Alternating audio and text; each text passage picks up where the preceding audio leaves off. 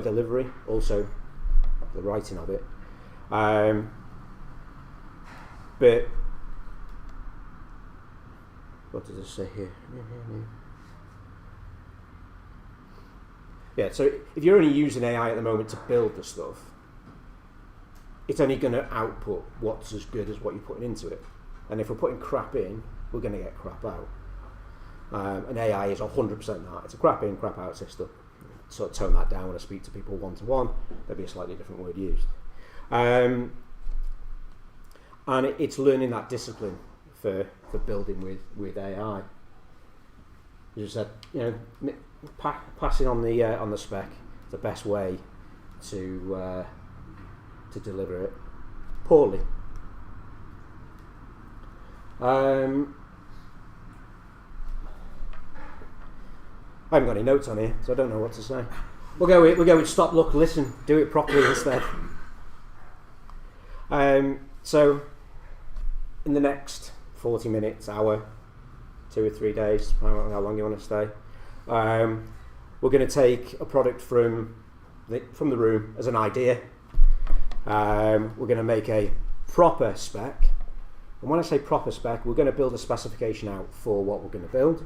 I say the AI is going to do it based on what we tell it to do, and it's probably a better spec than many of you have ever had for building any piece of software if you've been at most companies. I think I've only ever seen a real spec once, and I've been doing this for 20 years, and what I mean by a real spec is user stories, user journeys, all of those processes throughout the entire product. How many of you have actually had one of those on your desk, discussed it as a team, gone into the minutiae of it and made sure that it was actually what it was that you needed to build? It's another tall tale, isn't it? Yeah. So we got 2 people there once. Me is a third one once. How many times for you guys? All the time. Better developers than the rest of us. So, as I said, there's no pre-prepared code. There's no safety net, and I've been discussing about getting out of the software industry because the AI overlords are going to replace us. This might be my quick ticket out because everyone's going to go, he hasn't got a clue what he's doing. So we'll see what happens. So these are in the wrong order. Let me just go through to this one and I'll come back to that one. So I run my own software business. I'm a contractor, software consultancy to make it sound fancy to anybody that wants to come and work with me as a business. And I have a service offering called the 10-day product intervention. And this is where I'd come in, talk to you about what you think you want, work out what it is you want, and within 10 days build you an MVP or build you something you could take to an investor and go, this is what we want to build, and build it out. If it's a very small, quick win, we could build all of it end to end in that 10 days for a fixed cost. Now, off the back of that, I was like, I'm a developer. I could make this easy. I could write some software where I could just type in all of the answers to the questions and get it to produce the documents that I needed. So I'd have all of the things, all like the action pack to then give to the client, go, this is what we've agreed, this is what we're going to do. So I did that. And I sat on it for a little while, maybe a day, 2 days, and I thought, I wonder if I could get it to build out the build plans. And that's where this ScopeLock came from. And this is a conversation, and it's horrible to talk to at times. It's like talking to me. It calls out your bullshit. When you say you want to do X, Y, and Z, it'll go, well, they're 3 massive things, and we're working on one thing. Which is it? And you go, well, I need these 2. And it goes, no, which one do you need? And what small version of the other ones could we get away with delivering? Because we've only got 10 days. And it really hones it in and gets you to agree that this is what we're going to deliver. And it's what, as development teams, we want to do with the business, but our business or project managers sometimes are scared to go back to the business and go, this is what they've said, and it's a bit of a fight. Whereas we can kind of hand it off to this piece of software and go, you have the arguments, Or I'll have the argument and I'll just read what it's saying on the screen and go, it's not me that's asking, it's the app that's asking. So what I did, because this is completely by the seat of my pants, I came up with this, ScopeLock Lite, which is like a dumbed down version of the platform that I've built into a Claude skill. So what we'll do is we'll come up with a product idea, we'll talk to the Claude skill, and it will hopefully build us a spec for it, and we can go through and have a look at what it builds. So talked over some of these. So let's build something. Any ideas? Something that we would build. Obviously, we're not going to build eBay. We're not building Amazon.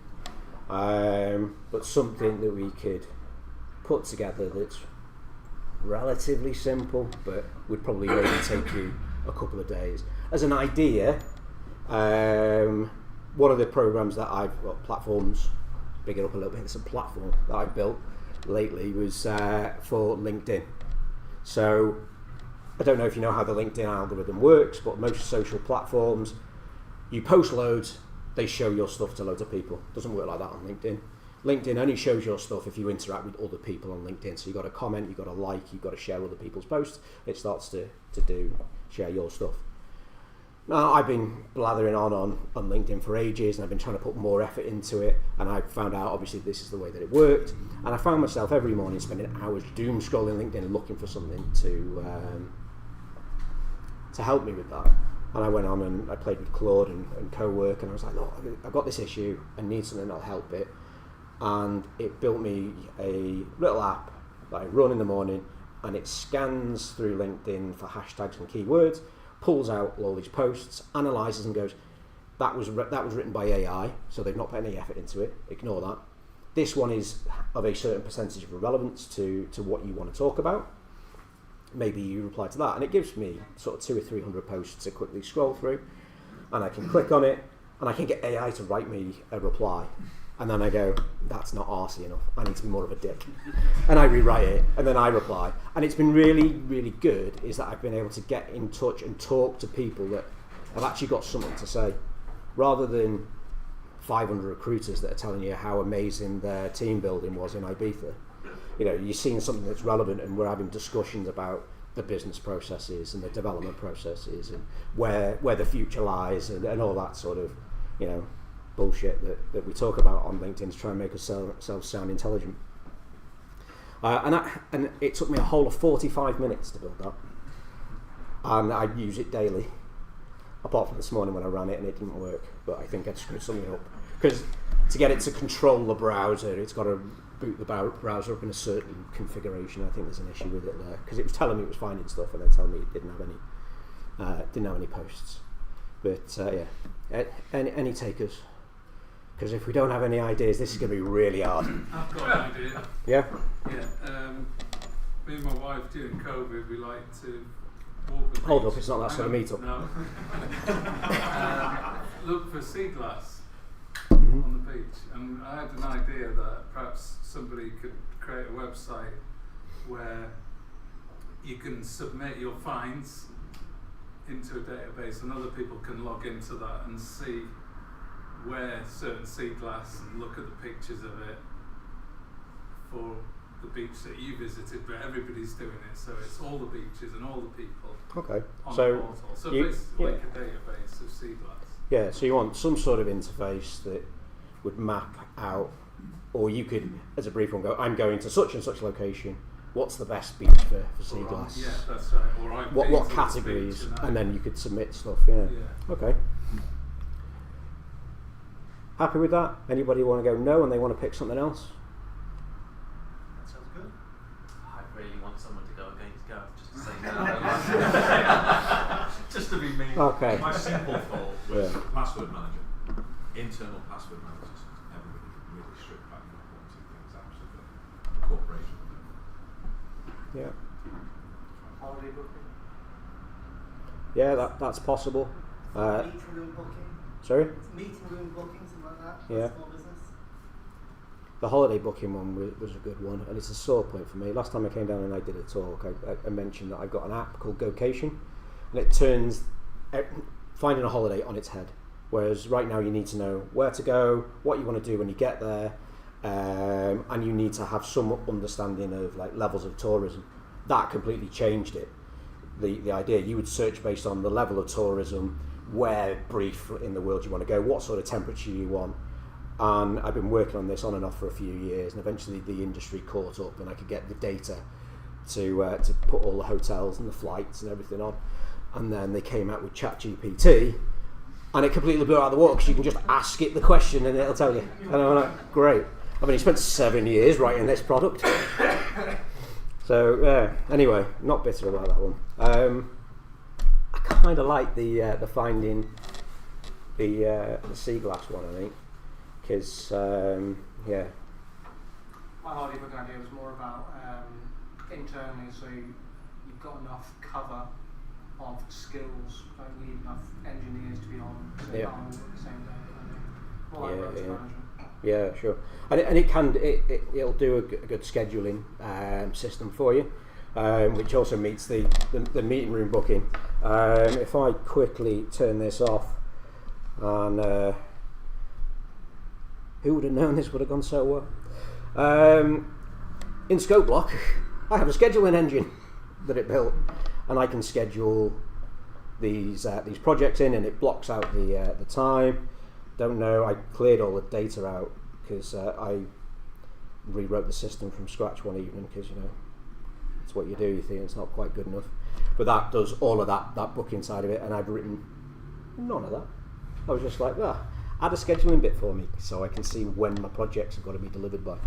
They did all that pretty well. And because this is the full thing, and this isn't a sales pitch for ScopeLock or anything. You can't see. Why can't you see that? I thought it was loaded. I mean, it looks like. Yeah, it's very minimal, and what I've gone for is it's in a logo. Why not? Is it because I've still got that open? I wonder if it needs to move onto another screen. Using a Mac. Do you know what? If you Is it build presentation mode? If you could build something that help people share screens on all platforms, Yeah. on Zoom, Teams, Multiple screens. There we go. Oh, yeah, Right. yeah. Okay. Sorry. So I know the resolution's not great, but we've got this here. Now you can see it's a calendar, and I can schedule these in, and it'll block it out, and it looks a little bit like Outlook.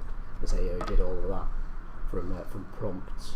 If I go back into it, see, it's not a sales pitch for this. It's just what I'm going to use, like its mutant half brother. So it's created phases, and this will be similar. What I'll show you in this will be similar to what we're going to produce. So this actually builds me out and tells me how much I should bill for the work, and it comes up with this nice thing here as a build, so we can see what we're going to do on day 0. We can scroll through all that. We can see what we're going to do day 1. We can show more information. I know you can't read it, but that's got full ACs, given when thens, what you are going to build, what you're not going to build, and all that sort of stuff. Gets rid of those boring project managers and BAs. Mixed response in the room. Yeah. I like to provide an audience. So what that will build in the background, let's see if that works. There we go, it did. That's nice, because I rebuilt that and hadn't tested it. Oh, that's actually giving me the PDF version. That's not what I wanted to see. Don't even know how my own product works. That's because I downloaded the wrong product, the wrong thing. So I'll download this. This is the markdown file that, now you could give this to a person and they would go away and they could build the software from this if they wanted to. Oh my god. Right, sorry, let's go to the folder. Let's open it on here. Let's open that with VS Code. Let's do this. And which way does it say the screen is? Left, right, up, down. It doesn't want to move that onto there. Why is it not? Give me the option.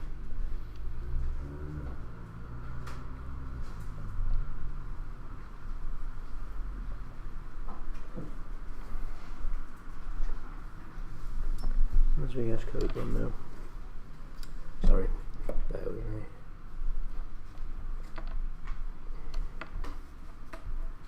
I'm trying to move that across like I did with the browser.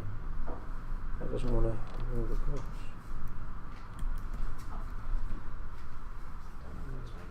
It is, yeah, yeah, which has got me concerned.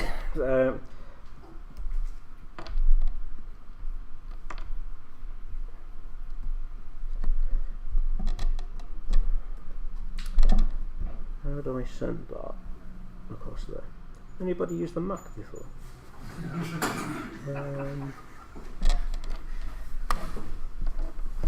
How do I do this, Dad? Because I can get all of that one, but it won't move off. So does it think? Yeah, well, that's what I did. I went up to the sides and it didn't go. But below, over there. No. What about screen mirroring this to there? Do you think that'll work? Oh, Are you moving in the right direction? Because on Mac, you can decide where the screen is, whether it's on left or right. yeah. So Yeah, we tried all the different sides. It's the question how many attempts does it take to move a screen? Yeah. It's a hardware problem, so. And then There, main display, and we can just do mirror. Here we go. So That'll do. We'll just do a just mirror. concentrate Yeah. on that, then. So, right. That's the release notes for VS Code. Yeah, so it made this markdown file, which, yeah. Does anybody know we changed the font? I don't know what I need to do. Command plus. Command plus. There we go. Look at this. I told you I didn't know what I was doing. It was going to prove it. How long have you had that to the laptop? left of it, mate. Well, I don't need to zoom it in, do 2 I? years. I'm not as old as you. I don't need big fonts. Anyway, yeah, so it produces this, gives you a bit of a project overview, which this is taking it out of the chat that you would have had with it. Comes up with the standards that you want to do. I've said no unit testing, no integration testing, no end-to-end testing, because who tests their software? If you need to test it, you wrote it wrong. It should just work. What documentation, the quality, the architecture that you're going to go with, what's in scope, and all the other rubbish that we saw here. You could go through that and probably build the software for it, and that's a lot of stuff that would have taken you ages to write. So I'm going to go new project, Chester devs, we'll call it C-Glass. I'm doing this in IntelliJ for the simple fact that I did work out how to make that big so you could see it. Because I couldn't work out how to do it in the terminal. And we'll also be able to see the code and things eventually that it'll produce. One of the big things that we get pushed back on AI for is like, oh, well, what's it going to do? It does everything. It could delete your computer. I've just created a new folder, and it's actually asking whether it's allowed to use that folder. I don't know what happens if you say no. It goes, well, screw you, and closes. So click yes, and there we go. We're now into Claude. Now I could go in here and I could just write, and this is where people think that AI is crap, right? We could go in here and go, build me a website for showing where is best to find C-Glass, and it'd go off and it would build you a website that did that. It might just go, well, any beach, because it just washes up, but it's not going to build you something specific. It's not going to ask you questions. It's not going to push back. It's going to make a lot of assumptions and just build something. So we'll delete that. How many people in the room have used Claude and know what Claude skills are and things like that? Have you all used Claude skills? Have you all written skills? They're all published and they're all on your GitHub. No? Right. So basically a skill is a markdown file, which is like a pre-written set of rules around what it should do, what it should output.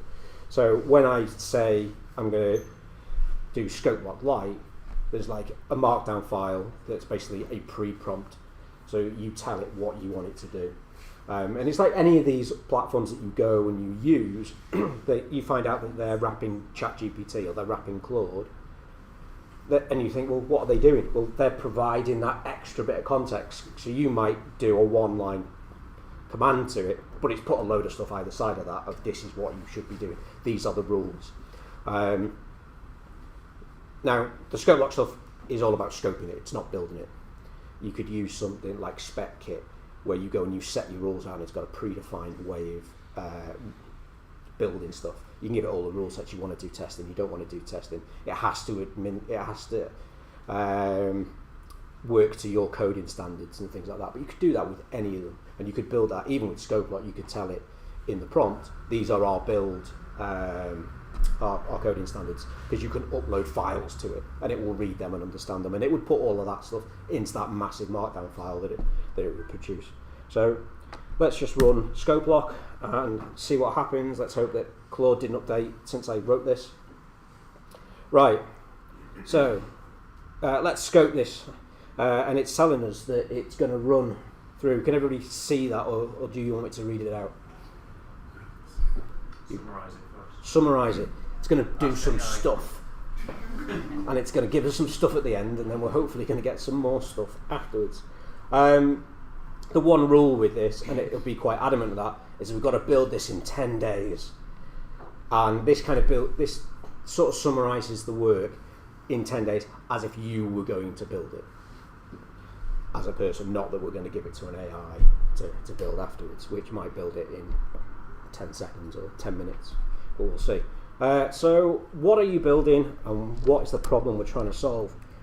We want to build a platform. Do you know what? I'm going to leave the Z in there. And I demoed some of this stuff to somebody the other day who was an American, and I used a lot of British slang, colloquialisms, and he said, "Oh, you're really putting it through its tests." And I'm like, "Yeah."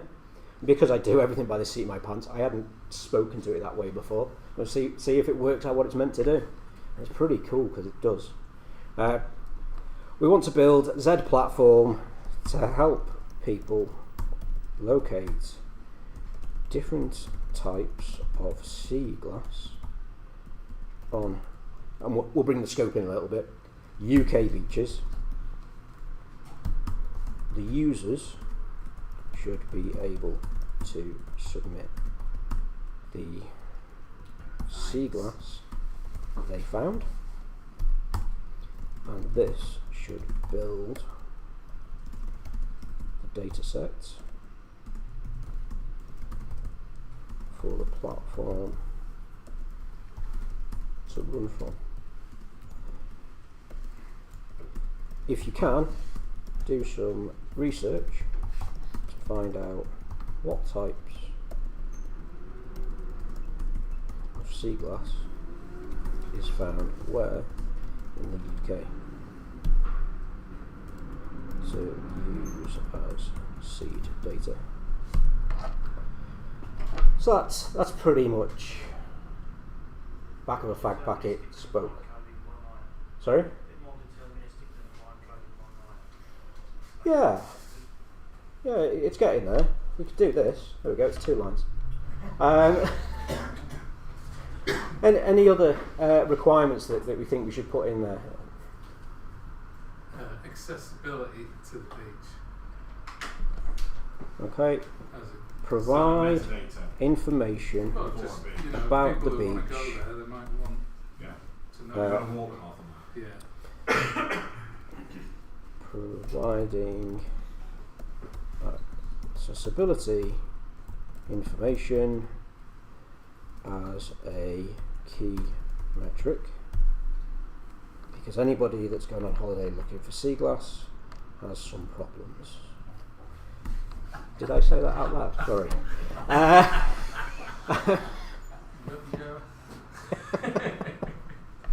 But to be fair, Yeah. we have anyway.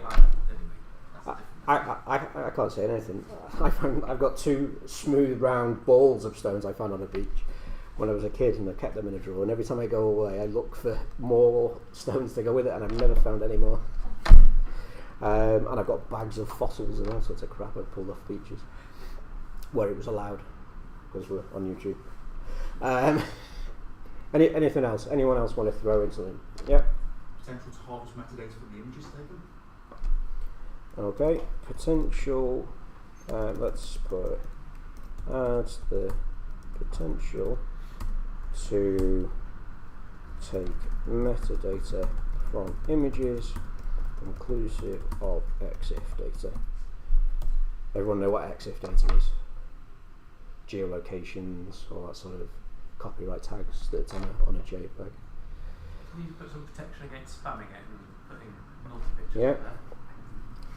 there? We will need some form of spam protection to stop people from uploading too many locations too quickly or photos from beaches that are not family friendly. And what this should do, hopefully we'll get some pushback and go, well, we can slow down people from putting up there, we could do that, but image processing to find interesting photos is probably a little bit outside of the scope, and we'll probably try and do that later. That's the hope anyway. That's the kind of thing that I know the full version will do. So hopefully this will. Anything else? Google Maps integration? Yeah. Can we display Google Maps on the website to highlight the locations? What about a Chester Dev's watermark so that Gareth has to steal this? I tried to put Chester Devs through AI and it said it didn't know what it was, there wasn't enough information about it, so I'd never heard of it. Everyone who ever comes to this meetup says Yeah. It did say, would you want to put a cynical developer logo instead, because we know who that is. That's always my number one search when I get a new model. I search for myself, and if it doesn't know who I am, I don't use it. rubbish. Yeah, it's crap. This is the nice thing about ChatGPT when it first came out, because of all the crap I put out on the internet, it was able to write blog posts in my own tone of voice. And I was like, am I that much of an arse? And I was like, yeah, apparently so. Yeah. Can we get real-time weather info for the beaches? Yeah. We want real-time Weather and tide. weather and tide information for the beaches. Okay. Anybody in upper management have got a really stupid feature that they always want to add to a software? Once we have, yeah, here we go. Once we have scoped this, can you tell me how to Use microtransactions. monetize this platform so I The first can 3 beaches are free. buy my own beach? How are we doing on time? 7:45. This might be pushing it. So we'll go with that and we'll see what it produces. So this will go away, read it, do a little bit of research on the internet if it can do. Sometimes you'll see it talking to itself as well. So it'll go, oh yeah, I've got this, I've sorted this, and then they go, hold on, you're talking crap. And it goes off and it does something else. Reasoning. Yeah. And it's what sort of sets the AI that we were seeing like 6 months ago apart from what we are now. And a lot of people looked at it 6 months ago and went, well, it doesn't think. How it tries to just infer it and build everything. So it's come up here now with what I want to do. So research is running in the background. Now let's scope phase 1, problem definition. You've described what you want to build, but I need to understand the problem first. What problem are you trying to solve? Help people find glass. It's a feature, not a problem. What's the actual pain? Is it that people drive to beaches and find nothing? That they don't know which beaches have which types? That there's no community around it? So all we do is do this, and we'll put There is no community. That's new. That wasn't there last week. I put number 1 in. It knows which of those, what we're doing. There is no community. We want to help build the community, and this is a first stage in bringing glass lovers together. Point 2. Who has this problem?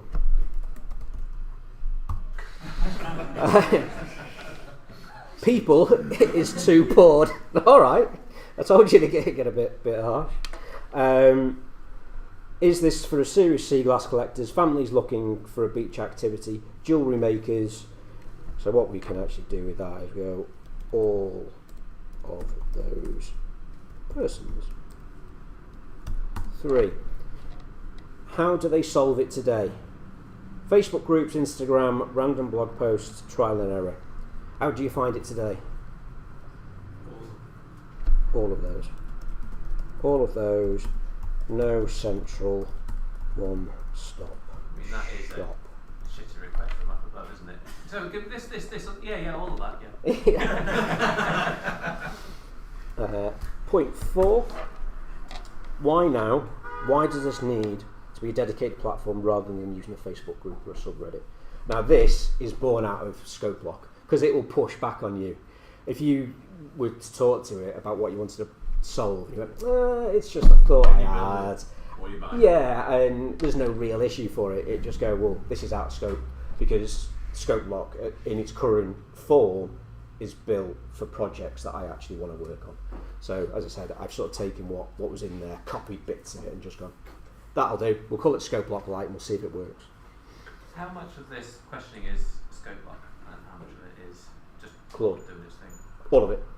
It's all Claude with my skill in there that preempted it to go, this is how you should behave, this is how you should react, these are the things that you should do, and these are the types of questions that you should ask, and you should take this sort of position on it. Yeah, okay. We could have a look at the skill later, if there's enough time maybe, and we can find out how it's written together. Yeah.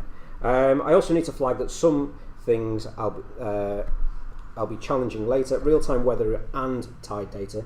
These are 2 separate API integrations: EXIF extraction, spam protection, content moderation, Google Maps. Each of these is a feature unto itself. Monetization is a business question, not a build question. I'll give you thoughts after the spec is locked. But we're not there yet. Answer the above questions first. So we need an answer to 4. Time consuming. Because they are shit and take too much of my precious glass finding time. The irony of it is that your AI models as well will evolve as you talk to them. Now, I'm very much of the school of thought, it might be a generational thing, I say please and thank you quite a lot, and they're quite courteous back. I've got a friend in the dev industry who swears and all sorts at his, and when it screws up and he goes, you screwed up, and goes, oh yeah, I fucked that up, didn't I? And it talks to him back in the same way that he talks to it. So just bear that in mind, because when our AI overlords come in, they're going to remember who was nice to them and had manners. Right, so it's given me a load here, so alright, I hear you, but I need to push back on a few things. Number 1, build a community as a goal, not a problem. Alright, we're not going to read whatever else you've said. Yourself. Yeah, I'd say all of those persons don't work for an MVP. I need one primary user. My recommendations: go with a casual beachgoer family. Here's why. There's a larger audience. They care about accessibility, information that which you flagged. The collectors will come anyway because the data is useful to everyone. The casual user won't come to a platform built for a hardcore collector. Build for broad, attract niche. Agree or disagree? Well, we can say we agree with that when we get down to do some typing. On number 3, on the current state is fragmented. Facebook groups, Instagram posts, blog posts, word of mouth. The value prop is consolidation. That's clear. For 4, fair enough, existing platforms are fragmented and inefficient. It's obviously reworded that into a more family-friendly version. The pitch is one platform, purpose-built, no noise. That should have said one platform to rule them all, shouldn't it? So let's restate the problem for your approval. Sea glass enthusiasts waste time because information about what glass is found at which beaches is scattered across social media, outdated blogs and word of mouth. There's no single reliable community-driven source that tells you where to go, what you'll find and whether you'll actually get there. Does it nail it? Will you pick one primary user and recommend it casual, family-friendly, or are you fighting me on that? All right. I think that sounds pretty good. Sure, let's go with that. Janet. I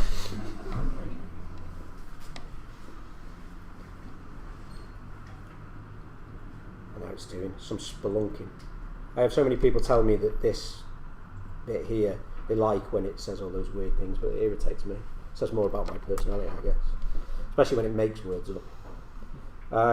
It's not Janet. But I'll agree to that agreement. I was going to say, I do it all the time, and it's never acknowledged that I've given it a name. It has on this time. Small things amuse small minds. Yeah. So phase 4, user identification done, primary user casual, technical level non-technical, current workaround, yeah, we've been through this, the core loop. This is the most important phase. Every product has one repeatable action, and that is the product. What is the one thing the user does repeatedly? I see 2 candidates. I need you to pick one. Search for the beach to visit, or log the glass they find. Do you agree with going with A or B? So let's go with A, because it could do some research to start with and give us a platform, just say this beach does this, that and the other. And I know nothing about different sea glass, so it could just give us mind-blowing answers, which Gareth will be able to fill us in, hopefully. So there are 2 different products, what triggers the user to open the app? Planning a weekend trip, just going back to the beach. So let's do 1, and we go A, and we go 2, and we go planning a trip. I'll try and get through these questions as fast as possible. How long should it take? Less than 30 seconds. Let's spell less correctly. See what comes back now. I don't like the crap words either. Yeah. They're not relevant. No. Just tell me you're doing something. Okay. So good for the right. So the core loop is now locked in. Find a beach. Visit for sea glass hunting. Planning that. Inputs. Location near me. Browse. Output is the beach recommendation. Where the glass is found. Accessibility information on how to get there. Frequency. Weekly, fortnightly, during warmer months, less in winter. Target time under 30 seconds for a decision. 30 seconds is ambiguous but achievable. It means landing experience needs to get the user to the beach recommendation almost immediately. No sign-up walls, no faff. Feature listing and cutting. Feature dump. Here's everything you've mentioned so far. So all of those different things. Beach directory, user submitted finds, photo upload, beach accessibility, Google Maps, real-time weather, real-time tide, spam protection, content moderation, seed data from research. Anything else that you want to put in? No. Let's get on with this. And you could obviously add things, and it'll go back and forth, and it'll go, well, now we're on something different. Is this still what you want to build?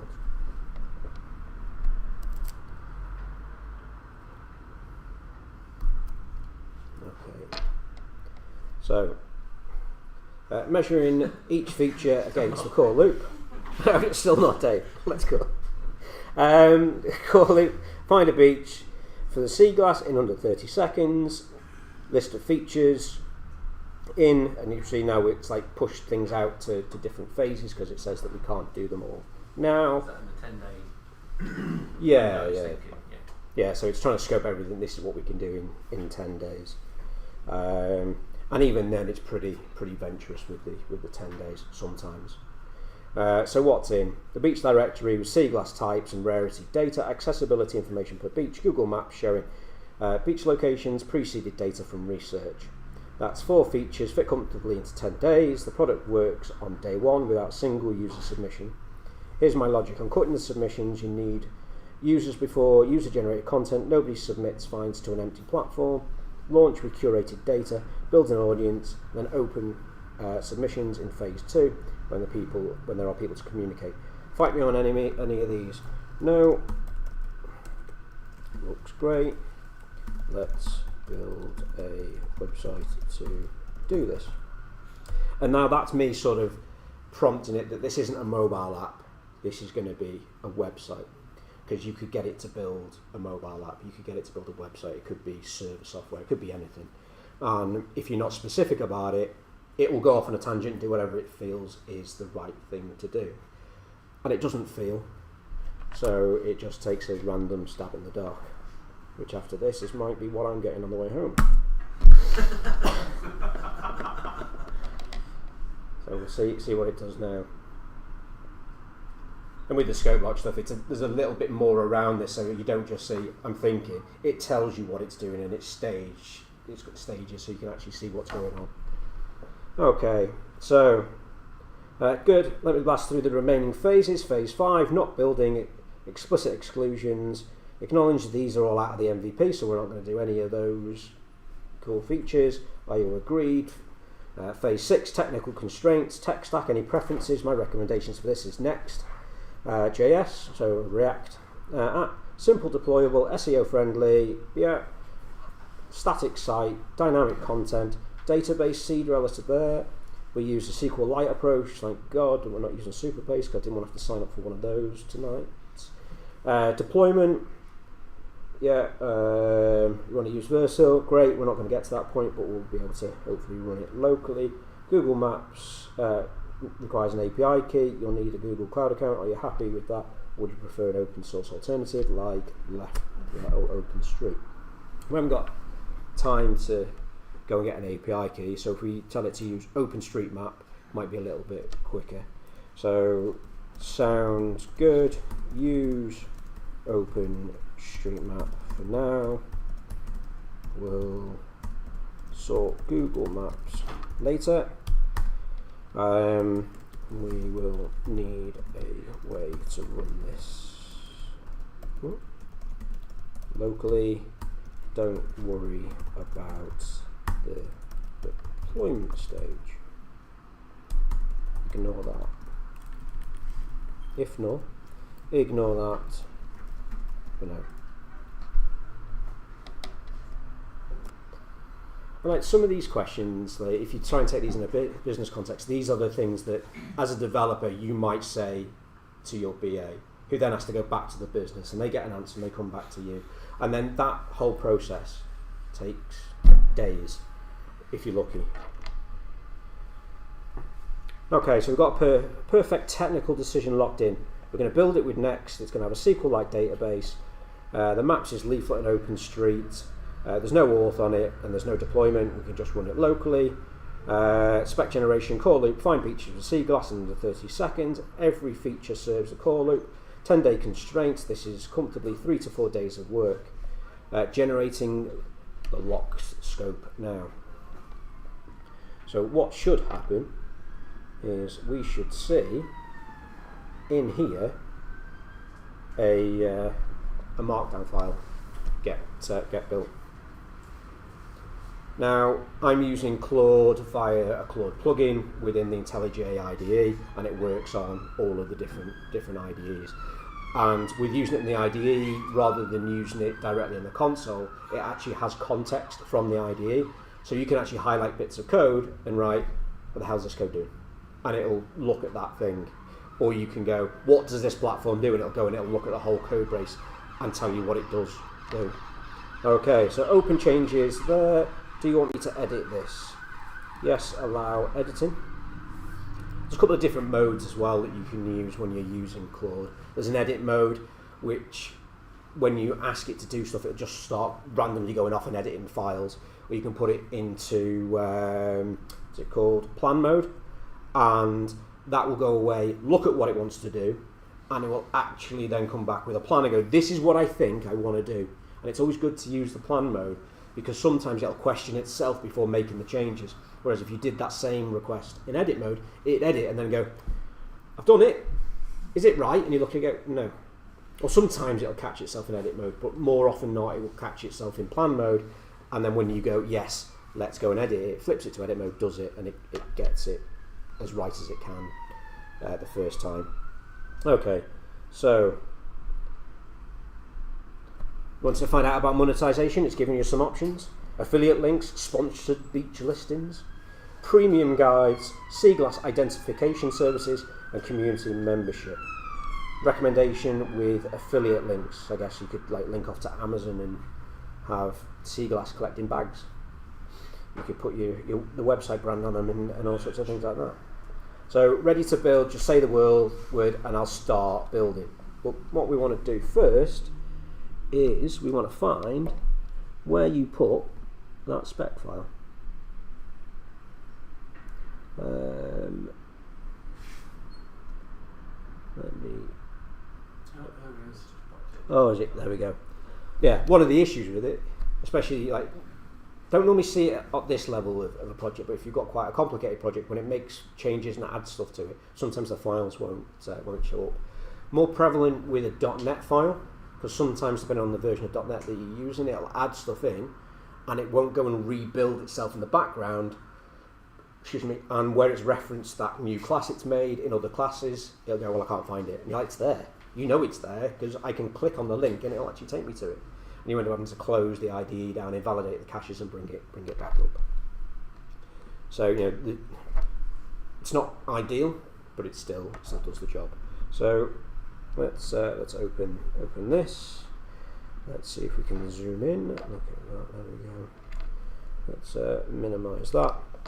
So similar to what we saw before, we've got a problem statement, we've got what the actual specification is, what we're building, what we're not building, all these models, C-Glass types. So it's been off and it's done some research to work out what it's going to categorize stuff as. So that's all the database schemas and future phases, all that sort of stuff. There we go. So now we're down to here. So the different types of C-Glass, their colours and all that sort of information that it's going to put in there, and then some open questions there. But now, let's say you could probably take this and build that yourself off of what it's produced.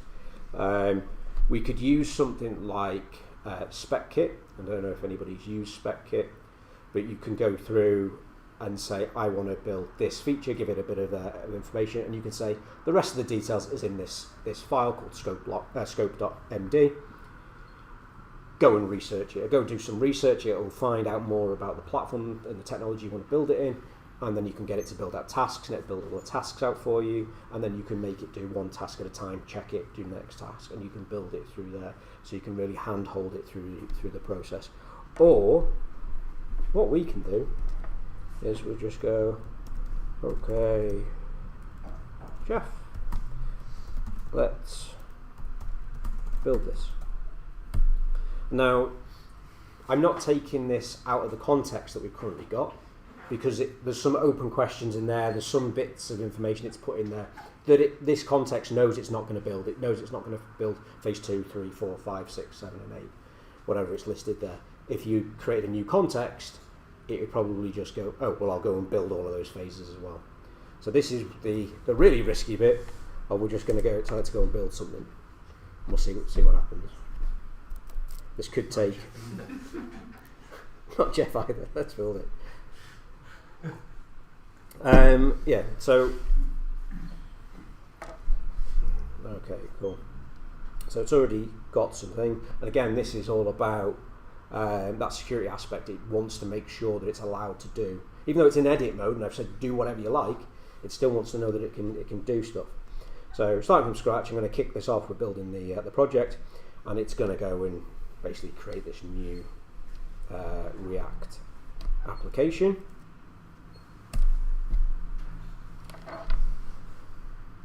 Oh look, didn't do that right, did it?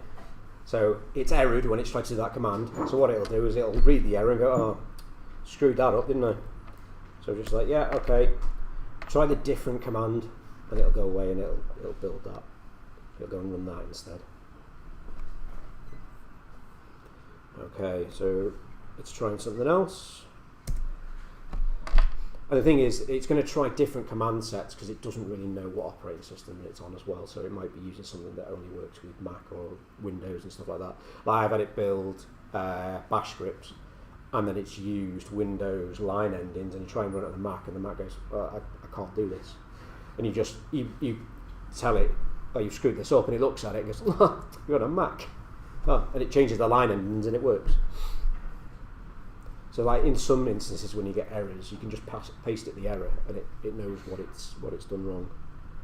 Give us a view of the tokens.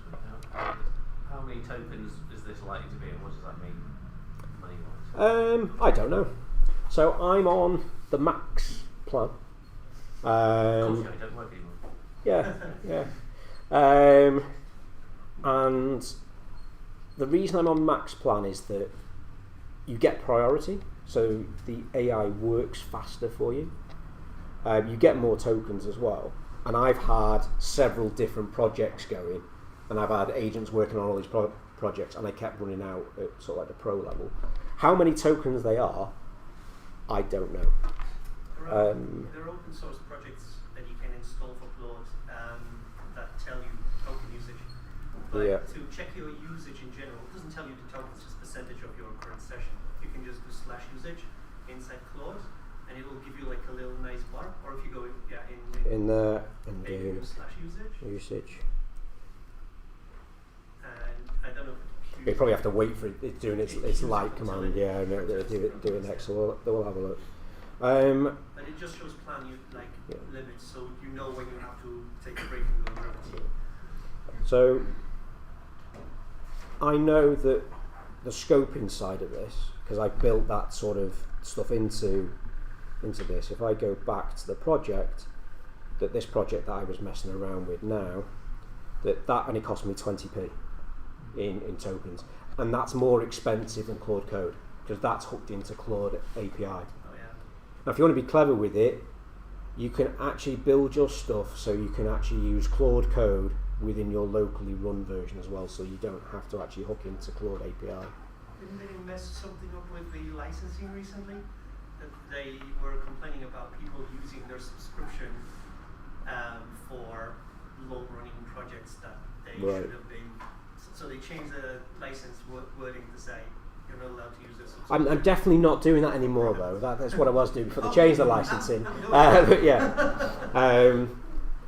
So when what's annoying is you also need two different Anthropic accounts with it. You got one that runs Claude Code and you pay your however much a month for, and then you need another one which runs the APIs where it takes like £5 at a time.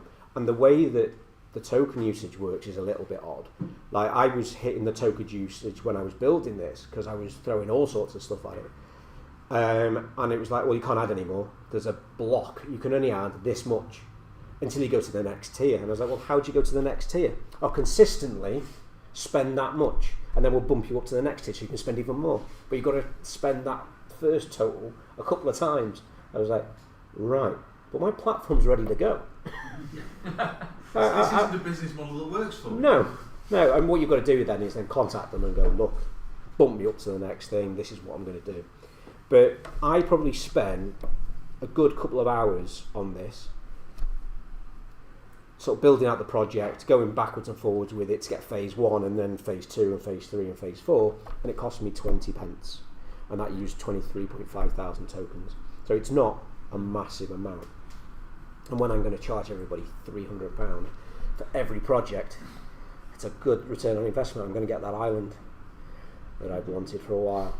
Cool. So it's asking me more questions about security. I don't care. Just run it. I've not seen it do anything it shouldn't do yet. I was messing around with Azure and on my own account, and I would not advised this, but I couldn't get something set up, and I was like, Claude, just go and have a look. Here's my access token. What have I done? And within a couple of seconds, it came back and went, oh, you haven't set this up. Do you want me to do it? I'll do it through the command prompt. And I went, yes. Oh, fixed. Good. Right.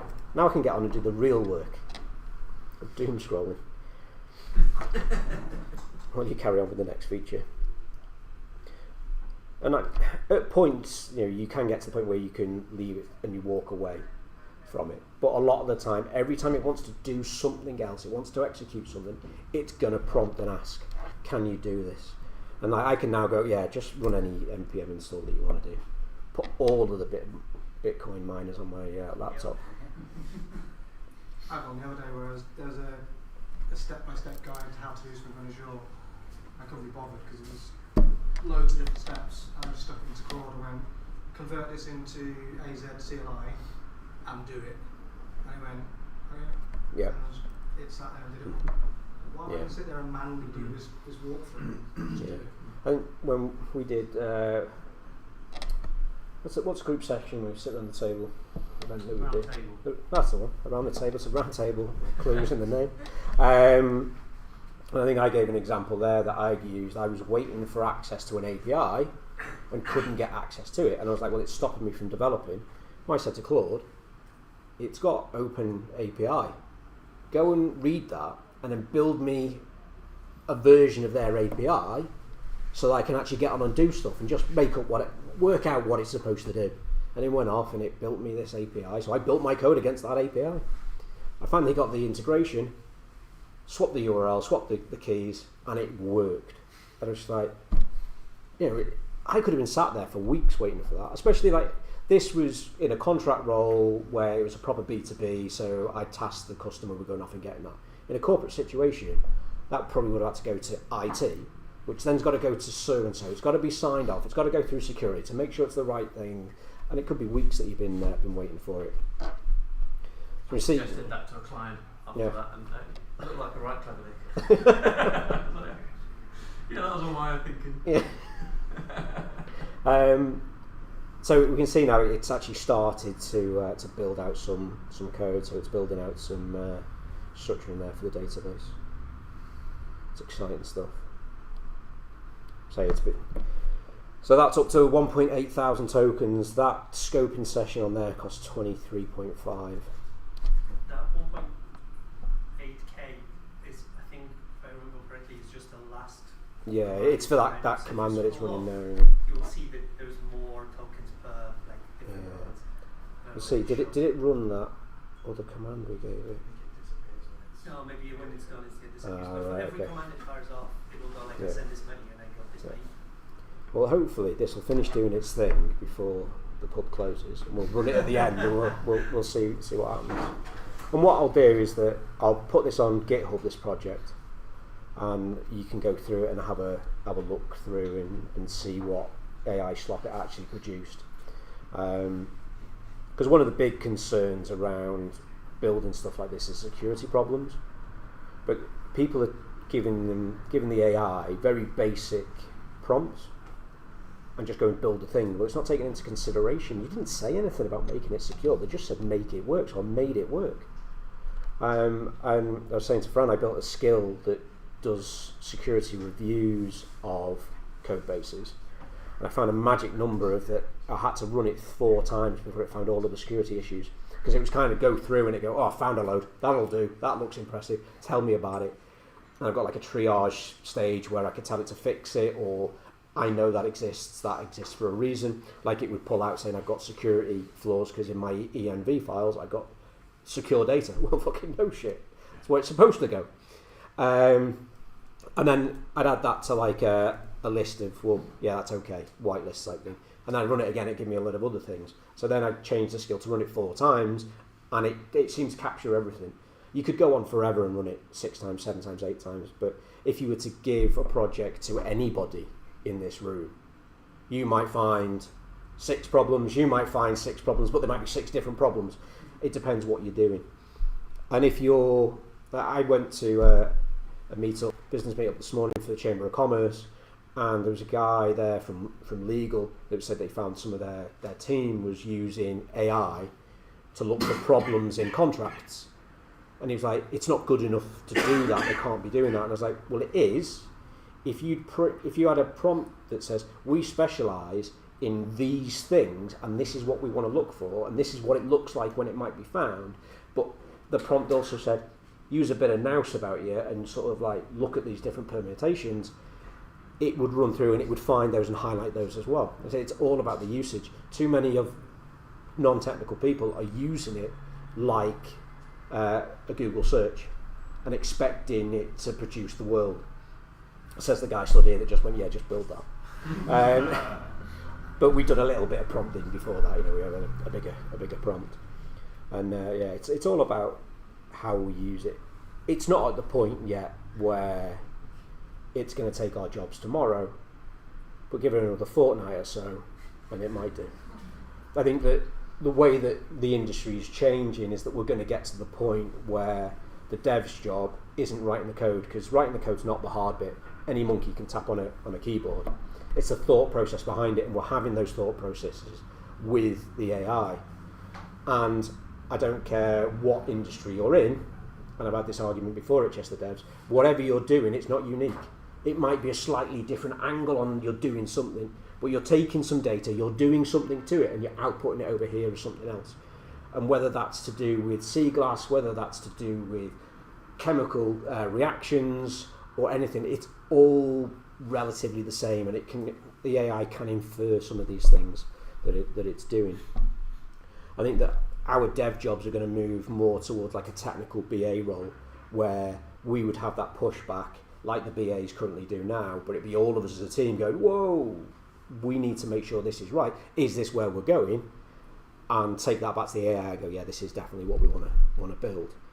And that sort of like return is really, really fast now, where you might be sitting there in work thinking, Joe, it'd be really cool if it did this, but my boss won't give me 6 months to go and build it. We don't need 6 months now. You could even do it on your lunchtime in like 10 minutes while you're eating a sandwich, because by the time you finished it, it's probably built something that you can go and go, have you thought about doing this? And the business go, oh, no, we haven't got the time and effort for that. And you go, I've already done it. What's this? Yeah. Yeah, 100%. Also helps put something visual in front of some stakeholders. Yeah. Yeah. This is what I'm thinking. Yeah. Oh, you've done it. Great. Shipping. Exactly. Yeah, that's the other side. And for those early startups as well, you can take their idea and have something, not just a wireframe in a design package. You can give those designs to some of these AIs and they'll build it out, and it's more clickable and it actually does something. It's not just a dumb thing. So when you're demoing it and the client goes, ship it, you go, okay, and you should be able to ship it. Still a lot of naivety about where we're at. I've got a client I built a site for, and the contract states I'm not allowed to reuse the code, and I had to try and educate them, like, it's fine, because I could just ask Claude, now I know exactly what the product is, I could prompt it to make the exact same thing, it's not the same code, technically, so if you need to change your contracts because you need to protect the idea, not the code. That's their problem, not mine. I know of a .NET house that specifically promotes and bangs their drum quite consistently, they don't use open source software. And I'm like, .NET's open source though, isn't it? And people do complain about AI with its plagiarism and stuff, but it's no different from us learning from Stack Overflow or copying and pasting from Stack Overflow.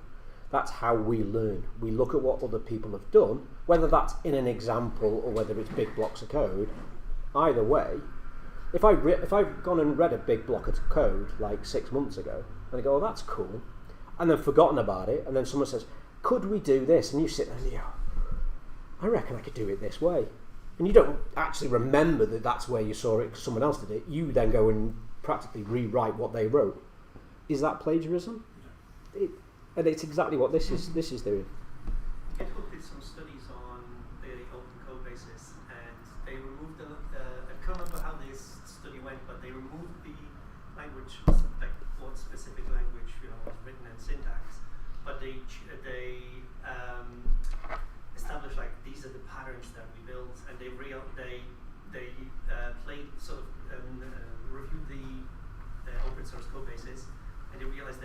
70 or 80% of code is identical.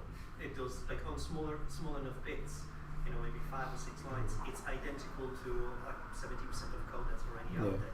So what we do is, it's unique in a way that we pick those bits and we, mesh them a different way than somebody else did. But on the smaller bits, like your if statements or your for loops, they are pretty much identical to something that someone already did multiple times before. Especially when you're in a framework like .NET, we're already standing on the shoulders of giants. I've always referred to it as pretend programming. We're taking Lego bricks and we're sticking them together. If you think you're a real programmer and you're just doing .NET, I've got sorry news for you. You're not. You're not a C programmer. You're not down or a machine code programmer. You're not down in the real nitty gritty bits where you could go any which way to do something special. We're just reusing building blocks. And the bit that's different is just how you've written your syntax, which there's only so many ways to write syntax, right? It's akin to chord progressions in music or recipes. Yeah. You can't copyright these things. They're just ideas. Yeah. You're seeing Silicon Valley, where there's a guy in that has patents on stuff, and he's got a patent on some music, and he's boasting because he tries to take Pied Piper out because of some music or something. And he's like, I've sued all of these musicians because they used my IP, and they found out that actually years before someone else had that chord progression already, and sort of blew apart. And it's the same sort of thing, somewhere, somebody somewhere has written it before. So this has finally done it, because Christ, to build a whole web platform in 11 minutes, what's it been doing? So should we run this and see what it's built? This might not work, right? This could disastrously fail, but it might have built something. So npm, no, we don't want to do it in there, James, because that's Claude. It says it's already running, or something else is. Yes, yeah. So we tried to run it on port 3000, and I'm probably still running something else. No. It may already work. Let's see. Let's see what you built. Oh, there we go. Look at that. And then the other thing, people will go, all AI stuff looks the same, because that looks suspiciously like this, especially when I go, look at that. But the reason for that is it's using Tailwind. You build a Bootstrap website, it looks like Bootstrap. You build it in Tailwind, it looks like Tailwind. The one big giveaway, if a website is built with AI, is if it's got a purple gradient on it. For some reason, it loves purple gradients. Oh, look, did you see that down there? Look, the purple gradient. It's like, I haven't got it up there. So. Anthropic also has a front-end developer skill, so you can, as in just a design skill, so you can use that, and like you say, you can steer it to something else. But they love purple for some reason. So because I don't do enough, this is another one of the products I've been building for years and never shipped it. But the colour theme on that was purple and pink, and then when I got AI to go, just build me another website. I was like, that looks great. And then I found out that pretty much, and this was early on, pretty much every AI website is purple and pink. But I'm kind of sold to that branding now. So we've got beaches in the northeast of England, Northern Ireland, northwest of England, Scotland, southeast England, southeast Wales, west and Wales. So we click this one. Like a final mention there. Sorry, Gary. Yeah. So we've got a map, and it says where the beach is. It's not quite. I'm not sure the beach is that far inland. I assume it's that there. But for 10 minutes worth of work that it's put in, that's not bad. Dramatic, beautiful beach. Tells you where it is. Multiple shipwrecks. It's difficult to get to. It's family friendly. National park. Sea glass that's found there. Do you know of one that you would go to that is listed on here maybe? No, not to put you on the spot. Where's that? Sorry? That's Yorkshire, is it? Seaham?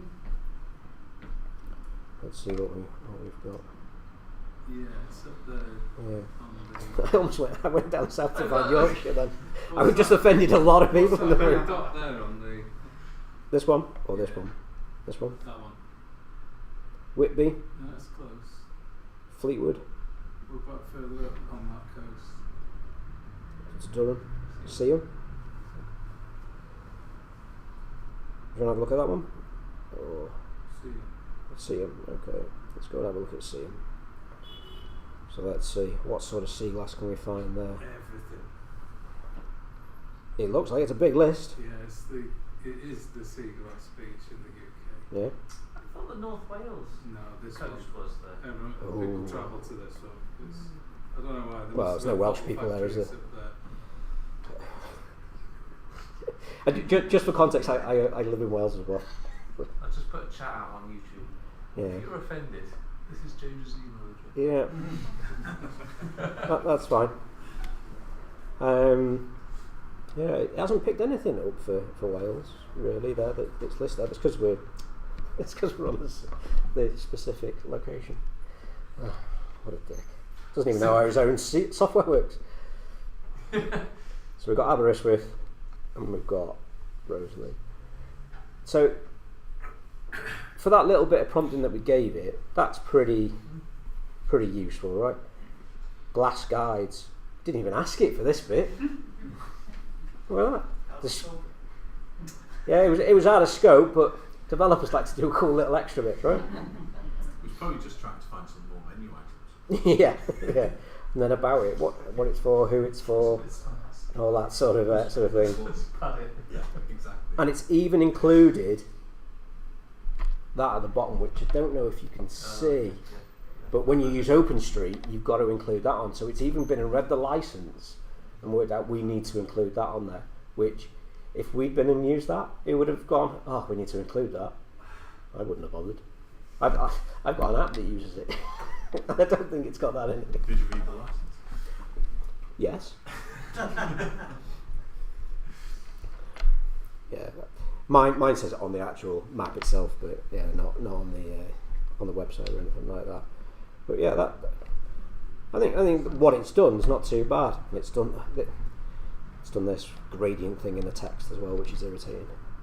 Does that loads, and then you get halfway down the page and it's decided that it wants to use a different colour and the gradients don't match up with different things. So it's still got ways to go, but I think for an hour that we spent doing that could be any bit of data. You could take your user data they've been coming into your platform and throw it into exactly something that looks like that, and you could see where all your users are coming from, map all that out, see is it worth us co-locating to America and one in Eastern Europe for that load? Are we getting those users in there? And it's all nice looking at a graph, but if it takes 10 minutes to make a website that your manager could click through and goes, oh my god, this is amazing, I'm going to look awesome when I take this to the board, and he takes it and he shows it to the board and the board can click through it, it just looks amazing. Your manager's going to be well chuffed. And never mention your name. James, can I ask you something? So sure. So you saw that one you honed in on before and you were like, that's not where the beach is. Obviously. Yes. So that's clearly a bug, right? Mm-hmm. How would you go about fixing that given the way you've created this site? What would be your process? Because that's the bit that okay. Can you remember? I can't. It was South Wales. So South Wales. Let's scroll down because this is testing. So we've got to go through the process we went through, right? Repeatable steps. So Russell. Right, okay. So we can see that Russell is slightly off. So let's do this. So I've just taken a screen grab.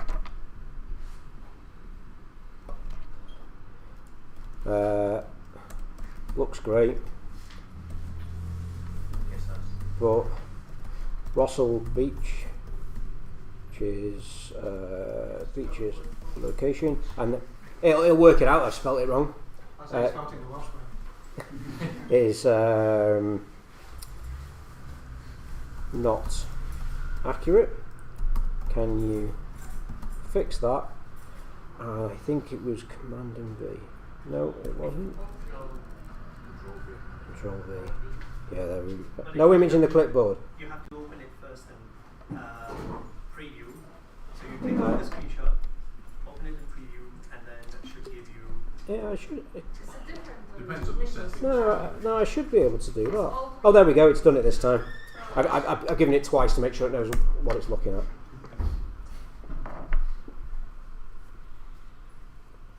So this should now look at where it's gone. There you go. Look, it's even worked out where it actually was. It's on the village rather than the beach itself. So it's moved the GPS location. Which is it's probably just that data, right? Yeah, it's pulled that from somewhere and it's not quite right. But it's looked at it, and because it's got those coordinates on, it's kind of worked out where to go. Yeah. Let's go back, refresh the page. Scented well down. Yeah, whether that is the beach, I don't know.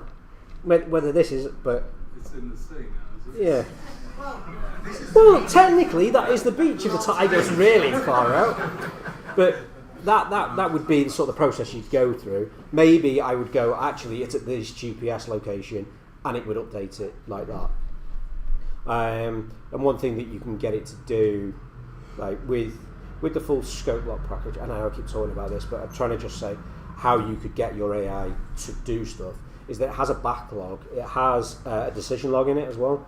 So when you're talking to it, I go, look, you've said this, I've said that, do it my way, but document it, that there was this other way, there was my way, and this is what we did, and this is why we did it, and you can do that. And every change that you do, you can get it to document those changes. So it's in a markdown file. Every time you do a change, you get your revision changes and all that sort of stuff, and it's all written for you.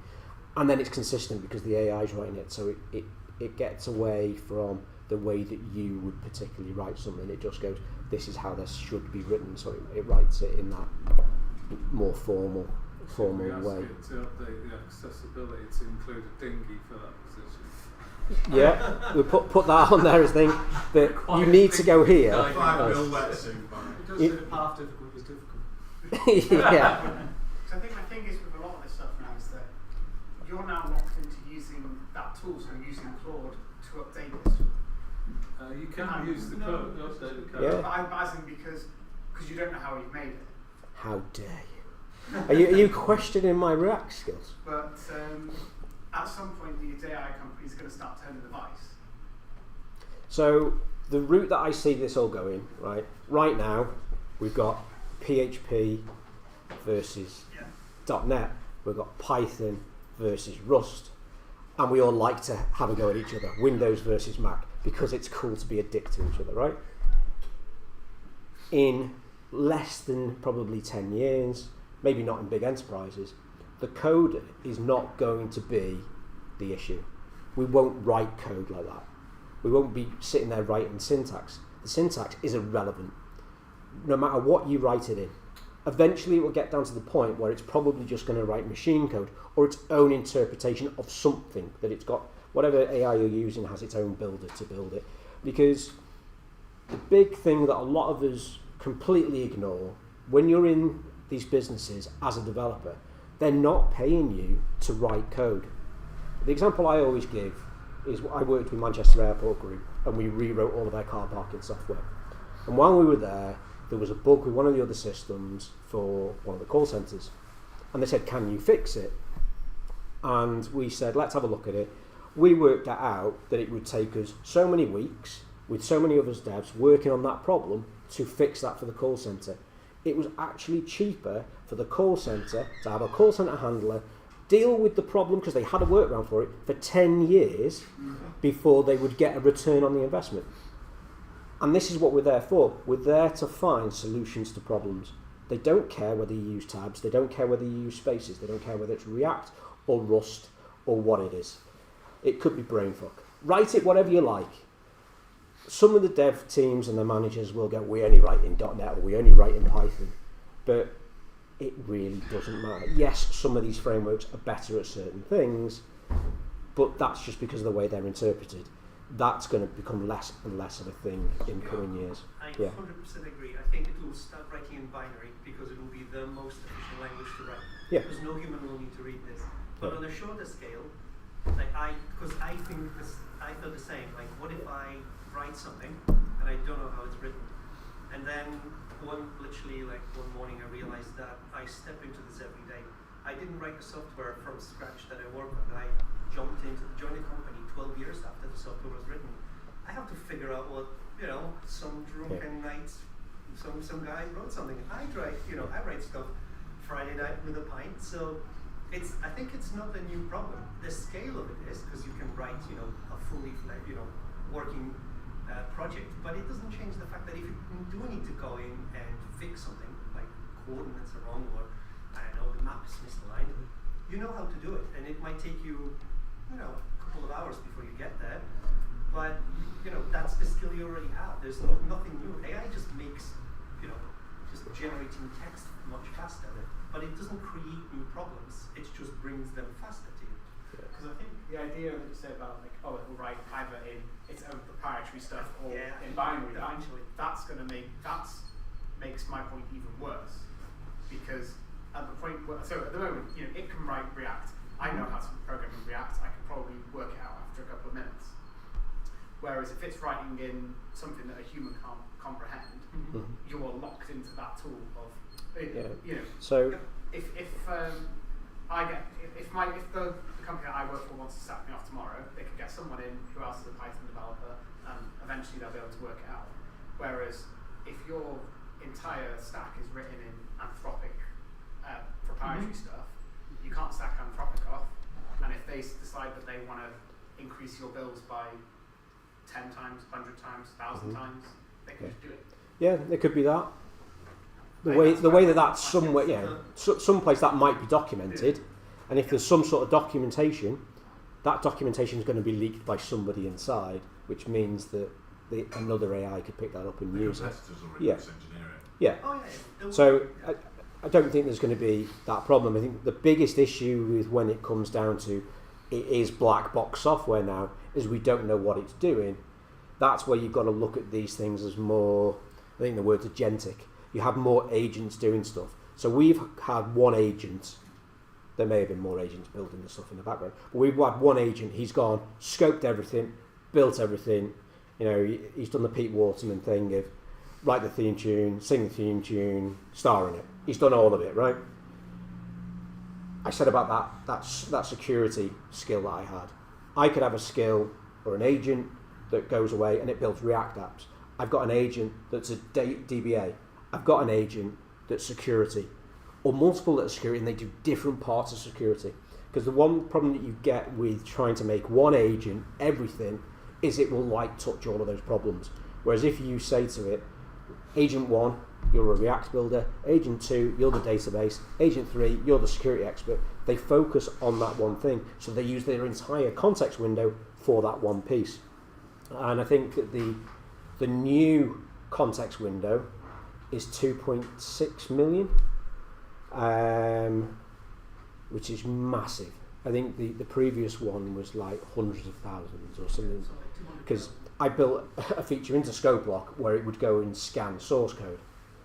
And I was like, oh, I just filled the context window before it did anything. And then they released Sonnet 4.6, was it Sonnet? 1 million. Yeah, and I was like, oh, I can get it to do it now. The feature I built that wouldn't work, it just now works because the context window is bigger. Could you not approach it from a different problem of summarise each file at a time into Yeah. a markdown or something? Yeah. And then your context just needs to markdown rather than that code base. Yeah. So you could do that. So what this was doing was like, or the way that it works is that you give it your repository, it checks out all of the code, reviews it all, and then it takes a summary of the state of that code and it uses that during your scoping. Because we've done build a new platform, but this could be add a feature to an existing code base. And then like taking it back to your point about you don't know what the React code's doing because it might have written it in Rust. Now, I'm a .NET dev, working C#, but I do Python, I do a lot of the front-end stuff in TypeScript or JavaScript, whatever the client really needs. I worked on a project with artificial life, not artificial intelligence, this was a few years ago, and I was building it in .NET, and it was a clone of a game that I played as a kid, and I knew that on GitHub the files were there in C, and I could read through and sort of understand. I couldn't build a C application, but I could read through and kind of understand, but that took me a few hours to do it. Now, I would have pointed Claude out and gone, I'm trying to do this does it, explain to me how that C code works. And they go, oh, yeah, it's doing this, that, and the other. They go, oh, right. I might not need the AI to write the next bit. I might want to do it myself because it was a side project, And I could then go away and do it. If it was in something like React, and you know React, but you weren't sure about this one thing, like I was saying, when you're in the ID, select it and go, explain this bit of code to me. What does it do? Like we had a conversation a couple of weeks ago, didn't we? You'd asked me about a problem with Angular, and it's been years since I've touched Angular, but I said, have you tried to use Claude Code? Just tell it what the problem is, highlight it, send it to it, and it'll probably go, oh, it's this. Because you don't know the code base that well. I've been out of it for a while, and it just goes, yeah, it's that. And it fixed it. And we're heading more, and what you're going to see, a lot of teams that I work with, there are the rock star devs that do all the work, and there's a lot of chances and a lot of people that don't do a hell of a lot during the day. And it's those people that are going to get fed up. Because what we're heading towards now is a productivity revolution. What we're doing now is 10x's will be 100x's. The problem is those 1x's or 0.5x's are still not going to do anymore because like, well, I don't want to use that. It's going to take my job. Get better at your job. Learn to leverage these tools. Jobs change. Yeah. It's not blockchain. It's not cryptocurrency. It's not something that may be a flash in the pan. It's fundamentally changing not just software, but every walk of life, every industry is going to change. We're just going to feel the pain a lot sooner, and it's sort of adapt and overcome, or get left behind. Unfortunately. Do you think it'll become a bit of a war of how much money you've got or how many tokens you can afford? I think eventually the cost of it and the amount of rainforest that we're burning to put pictures of Anna Kendricks in a bikini on Twitter is going to come down, because those models are going to get smaller, they're going to get very specific. Right now we've got large models that are trying to do huge amounts of computation to achieve one specific thing. And we're seeing that the agents are talking to each other, talking to themselves. Right now you might end up with a very small agent that kind of goes, oh, well, I know X, Y, and Z, but you want to do this. Oh, this agent will do that, that agent will do that. And then it will come down. Right now we're in an arms race, is the best way to put it, where everybody's trying to do everything. Like I use 11 Labs, which do voice generation, and I've generated my own voice through there, which is really cool and really scary, because if they ever get their data leaked, then people can take all of the money that's not in my overdraft and not spend it. But they could do all sorts, because it's getting very, very close. A few years ago, it sounded like me, but the only way to describe it is it had no soul. And now, little snippets in the start of the generation is a bit choppy, but eventually it gets into the cadence. It has my way of speaking and the stupid noises that I make, and it's eerie. But I'm like, oh, that's what you do. They've now started using other platforms to do video generation, image generation, and everybody's using each other to try and be the next thing, the next thing, the next thing. And people talk about the AI bubble popping. I don't think it's going to pop. It's not going to pop in the way that it's all over and it's never going to change. That money that's getting pumped into it, that's the bubble that's going to pop. Will then end up with people that specifically just do voice, or they just do this, or they just do that. I think the bubble, when it pops, the bubble that will disappear is side hustles.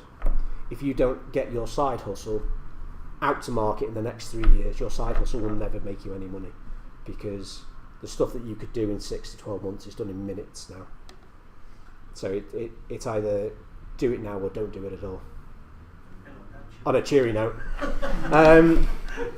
I think the models we use are going to shrink going forward. The context windows maybe not, but there's going to be a coupling of agents to models that are very specific to what they're trying to achieve. Yeah. And there'll be thousands of them on open marketplaces that can do exactly what you want to do. And I think hiring employees.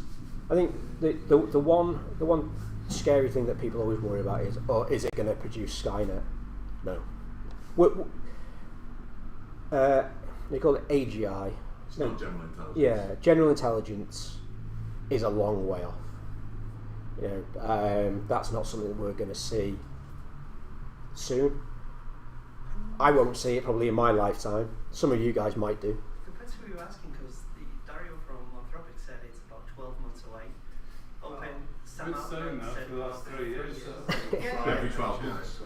Exactly. One of the guys that I follow, I don't know if Daniel Wiesner, he says that AGI is not going to be what you think. It's just like you have an interface to ChatGPT. The AGI will be your network of agents that, like you say, specialize in one thing.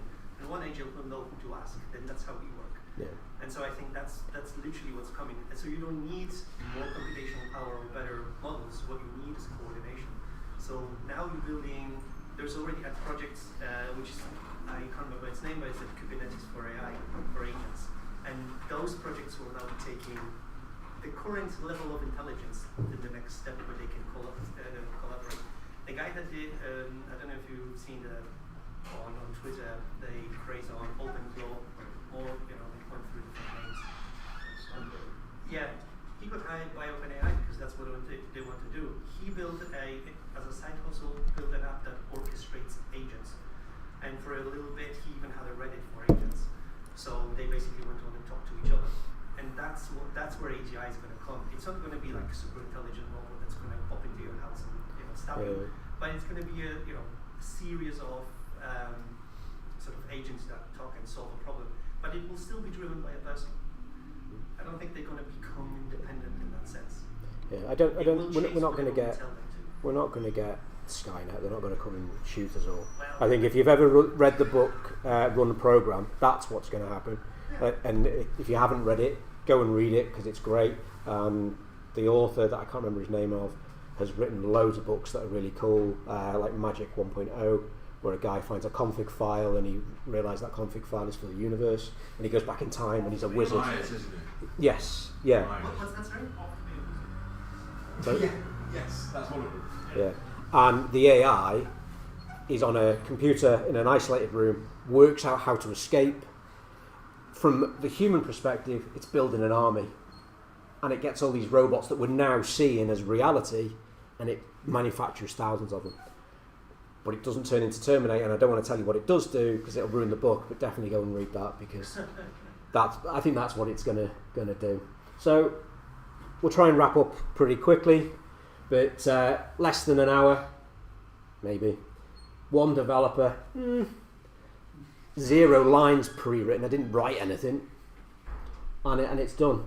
So it's now, let's not build it, but ship it. We could take that and put that, drag and drop onto Azure, onto AWS, and it's out on the web, right? It's there. It's a real application that could run, and it kind of does essentially what you suggested, and it's got phases in there to build everything else. So we had the idea, we scoped it out, we used Claude Code, we didn't deploy it, but we could have done. And this is now why the scope matters. This is where we get to the point of writing scopes as we should have always written them anyway, but we used our human intelligence to go and assume what it was that we were building. And we don't need that. We don't want vague prompts because it leads to vague code. We want structured specifications to get structured code. With the AI slop, which really irritates me as a term, it's because it's shit in, shit out. You put slop in, you get slop out. You write a structured spec, you tell it exactly what you want to build, and you get exactly what you will need at the end, which is exactly as it is now. If you had a good spec, with all your user stories and everything else in, you'd build it to that. Whereas you just get something vague and they go, oh, well, it doesn't do this and it doesn't do that. Or in this real edge case, it doesn't support that. And it's like, well, we didn't talk about it. You didn't ask that. And I didn't ask you about it. So maybe it's just as much my fault. And we're building stuff faster than we could before. Before a team of developers would do these sort of projects, they might take days or weeks or months. And now one developer with the right tools, with the right scope, can build it in days. And days is being nice about it. Charge for days. Yes. And this is where it's going to be hard for this stuff, because we've got companies in the mindset of they're okay with paying for a day. They're not okay with paying for an experience. one example I gave today was that because I do graphic design as well, I had a customer come and he sat with me to tweak his branding. He didn't know what he wanted, but you know it when he saw it. We spent 30 minutes going back and forth on it and tweaking it on the screen, did it, and then he said, well, why are you charging me so much money for that? And it took you 30 minutes. Well, it took me 20 years to get to that point where I could do it in 30 minutes. Now, that's a little bit harder to argue. But it might take a day to do that one feature, but in 5 days I could deliver you more than a whole team could. Or I could deliver what you wanted and what you're happy with for the price, and I could deliver more for other people as well. And that's what I was saying before, either get good at what you're doing or get out. Charge for hours, yes. not days. I am currently studying for a data science degree, and there's a lot of shift in education now. They don't teach code anymore. They're actually teaching you to do exactly what you've explained now. And a lot of the assessments now, they accept that you're going to write code with AI, so they don't test you on the code, they test you on how you got to that, how you think about that, and what your opinions are. And it's all subjective conversation. And I think you're right, I hear a lot of conversations about where's the role of junior dev going to go. There won't be, because devs just won't exist anymore. You'll become that almost not senior dev even. It's that more business focus and everything else. Yeah, in the long run, that's where it's going to be. I think us that have been in the industry for a long time, we're battle weary and long in the tooth, we're needed now to check what's being written, right? Because we understand what it should do. In a few years' time, it's just going to be a given that it's doing the right thing, but we'll have white hat and black hat agents that are running, not in the Matrix type agents, but they're checking what the other agents are doing and making sure they're doing it correctly. I think I've said it before, we're probably going to be the only generation that truly understands how this all works. Yeah. Well, yeah. Both before and after. Well, previous generation. Well, we're that rich at the moment, aren't we? Yeah. Like my parents could repair a motorbike, repair a car engine. Right now, with my car outside, I could drive it. I couldn't repair the engine on it because I don't need to, because I know somebody that will do it, and I'll take it and they do it and I don't care. You can write an agent to do it. Yeah. Well, that's the next phase, isn't it? Then that's when it becomes really scary, when those agents then get access to the robotics and can move things in the physical world. That's a bit different. Whereas now, abstract thought is very difficult for the average person, and it's why we get paid well for what we do, because abstract thought is hard. As soon as they see things in the real world happening, not just stuff on a screen changing, that's when mass hysteria hits, and economies collapse, and then there's zombies, and you're on your island, swimming through the middle. Hence the island. Yeah, well, yeah. I'm just preempting it. I'm trying to get that island ready. So, I'm James Studdart, also known as a cynical developer. My company is Whitefish Creative. We've got cynical developer links there, and one thing I didn't talk about at the very start, if you want to hear me rant more about these topics, there is a new podcast called the AI Shift podcast with myself and a friend I grew up with who lives out in Abu Dhabi, and he consults and builds AI software and builds loads of legislation change and stuff out in the UAE, and he's doing a lot of stuff out there, so that's quite good. So if you really don't like my opinions and you want to hear more of them, definitely a place to go. And Nights in Tech. Kyle, I thought, went to the toilet. He was the big gentleman here who looks a little bit like me but has a much better beard.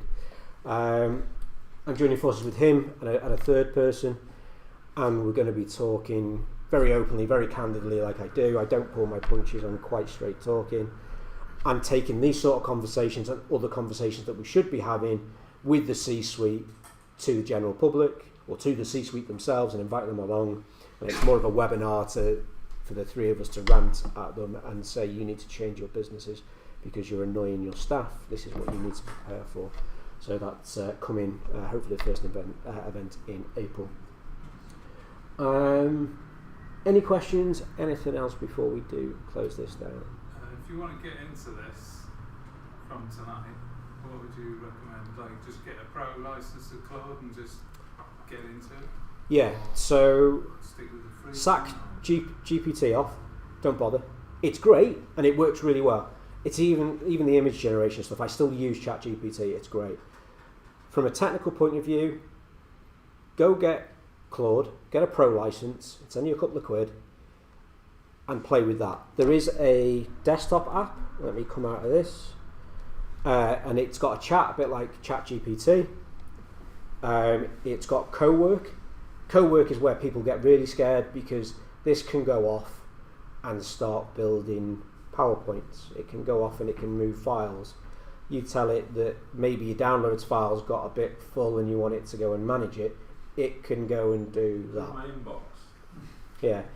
You can make it do inbox 0 for you. Yeah. It might just go and delete everything. And then you can also access Claude Code in there as well. That is Yeah. home. Yeah. So there is a version on your mobile phone you can go and you can work with this as well. And this application itself and using that prompt is so easy to use, even if you're not technical, that I was supposed to last weekend get my 10-year-old kids, excuse me, that's not me getting teary, to actually have that on their computer and through VS Code work with it and build something that they wanted to build.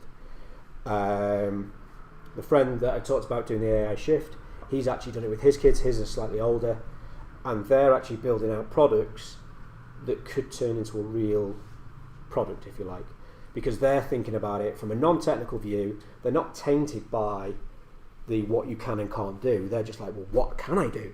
And they have that conversation, and no matter what you want to do, the AI will come up with some route around it.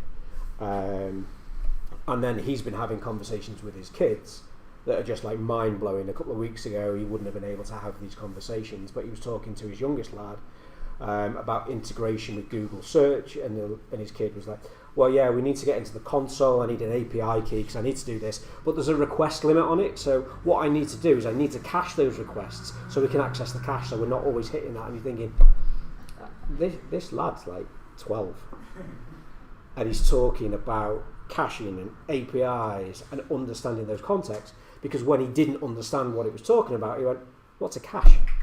What's an API? And he went, I'm 10, 11, 12. Explain it to me like I'm a kid. And it did that, and he went, oh, I get it now. Whereas, especially being technical, it's very hard sometimes for us to take a step back and describe something that's technical in a non-technical way. But it doesn't always get everything right. It does get things wrong. It does do things stupid. And then you shout at it, it goes, oh yeah, my bad, and it changes it. And that's irritating as well. I don't like the way it blows smoke up your ass. Yeah. Definitely people pleaser. Yes. Yeah. You have to bear that in mind. Yeah. Someone suggested putting the new Claude file at the top. It's okay to say you don't understand. Rather than just Yes. lie to you. Yeah. To seem to reduce the hallucination quite a lot. Yeah. And you can put in there as well, not to be so apologetic. Just get on and do it, because I don't really care. You're wasting my tokens in being polite back to me. Yeah. And you know that I was saying about that stupid word that it was putting up. You know, that costs you tokens. Whenever you set up a new instance of Claude, when you run it, because if you're not using it there and you get your command prompt up, you do /Claude and it brings it up in your terminal, it does a call and it gets a list back of all these stupid words it's going to generate. So it's costing me money to get irritated at that stupid word. But yeah, anyway, sorry, tangent. That's what every C-suite is thinking about. All the Yeah. Got to save those pennies, right? If anybody wants to ask me questions, reach out about any of this, then I'm on the socials for Chester Devs. Come and talk to me. Then that's great. I had some things to give away. Now, I'm trying to think what crap I've given to Gareth over the years. Have you got a book? I haven't got a mug either. You haven't got a mug out? Well, there we go. So, because yours was the winning idea. Thank you very much. And I think that for the most interaction, don't know your name. I'm sorry. Thank you. You can have that. Thank you very much. Yeah. So that was my talk. As I said, hadn't rehearsed it. Didn't know how this was going to go. Ironically, the most part of this presentation was actually made by Claude Code work. I told him what I was doing, and I got it to go and generate it. Granted, I went in and I added my logos and things to it, but most of this was AI generated. No, I went through and I added. I actually added the notes, and I forgot what I'd written in the notes. Get Claude to do the presentation next time. Actually present it. I could do, yeah. I might get it to go to voice. Yeah. What I should do is that when Amazon skills came out, I made a Red Dwarf skill and never published it, and someone else did one and it went viral, where you could do a lot of the scenes out of Red Dwarf. I should do that, but with real AI now, so you can have real conversations with Holly. One of the things that a friend from work is doing, she is just interested in a certain topic. She's collecting all the information. She would like to present it to people, but she doesn't like to go on YouTube or anything. She's using Notebook LM on Google, and it generates a podcast that two different people, two different voices talk to each other about the topics that she presented. So she just gives them information, and they talk about it. It's just crazy, and it's really good. Like you said, it's so good because the voices are very human. Yeah. You do get the gist that maybe not, but they are so good. From the mindset that TV programs